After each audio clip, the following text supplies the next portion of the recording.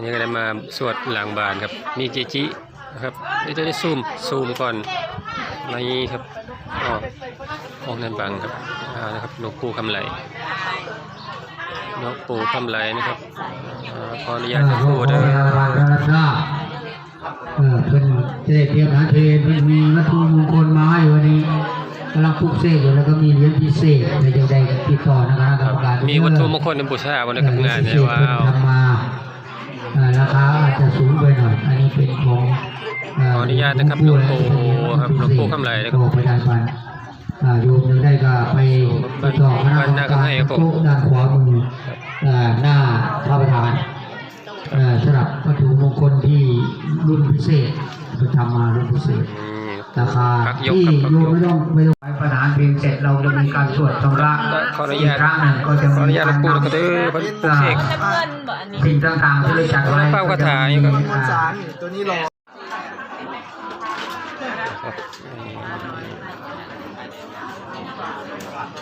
ตอนนี้เขาก็กำลังชิดปลูกเสกของที่ปล่อยเสาบูชาครับ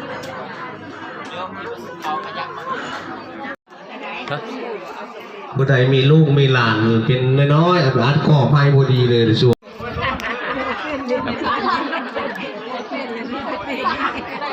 นี่ครับลูกเสกสดๆร้อนๆครับขออนุญาตเด้อหลวงปู่เด้อ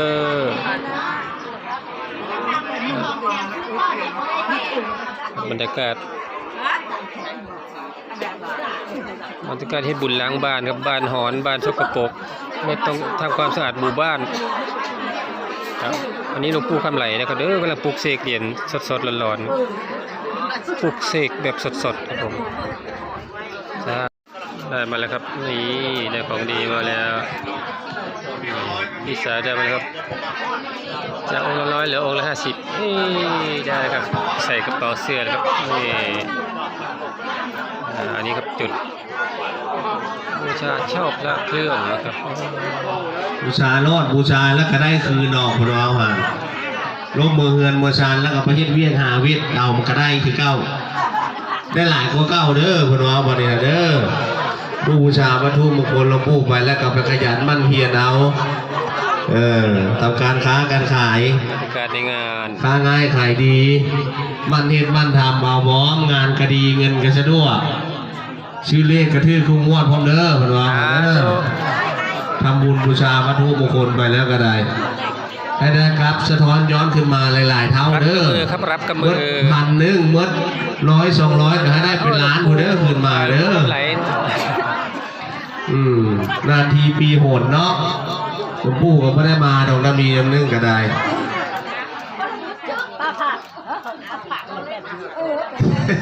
แต่ว่า50 บาทเราบูชา50 บาท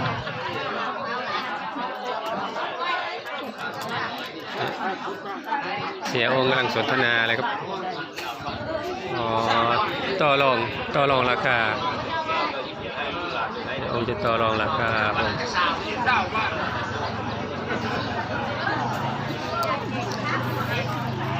อย่าง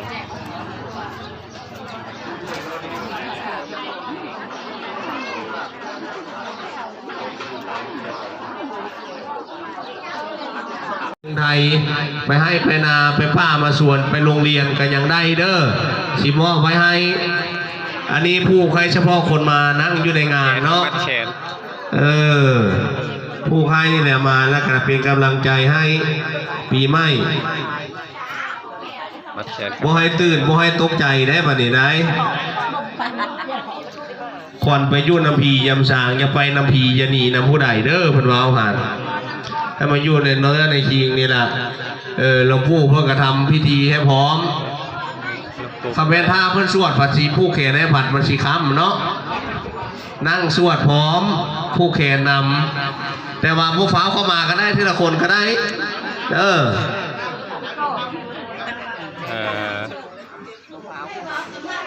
ขนาดมากพอท่านเบิดบานนั่นเด้อมาแค่ประมาณเครื่องบานก็ยังใครอยู่เนาะไอ้นี่เนาะเมโคร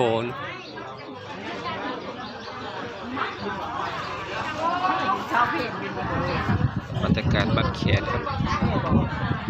นี่คือหลวงปู่คำไหลนะครับอันนี้องค์นี้ นี่นะตอกใจกลางบ้านเนี่ยนะอันนั้นเพิ่นจะไปใส่รถสวดออมบ้านก่อนเอาคอนทีมาเด้อบัดนี้หลวงปู่จะทำพิธีมันต้องเข้าอยู่โบราณนี่ขี้แท้บอกเอาต้องมองที่มันเข้าแล้วคอนทีเอาขวดพองเส้นน้ำมนต์พร้อม8 ขวดเพราะว่าสีได้เอาไปฝังรอบหมู่บ้าน8 ทิศให้หลวงปู่ไปนั่งก่อนเราจะไปเฮ็ดมองไหนมึงก็เด้อเอาต้นเอาการเอาใบ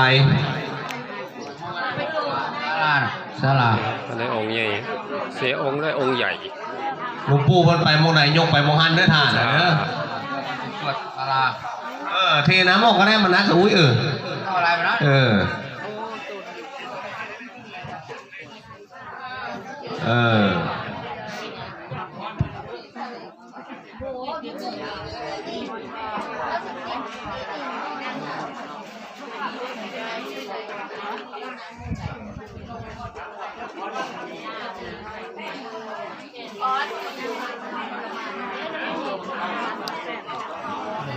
นะครับหลวงปู่เดินแล้ว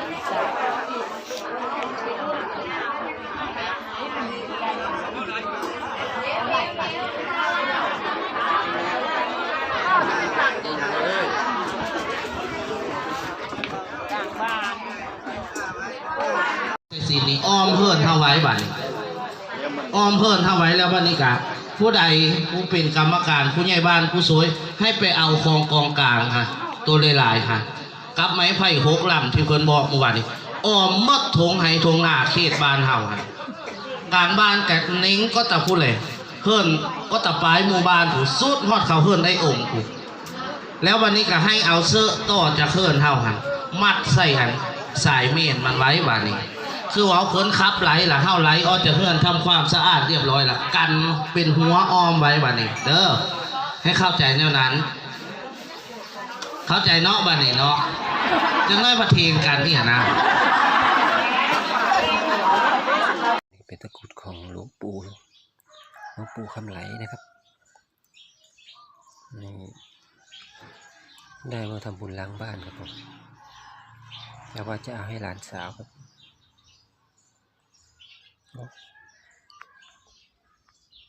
กองกันเบอร์เหลือเกิน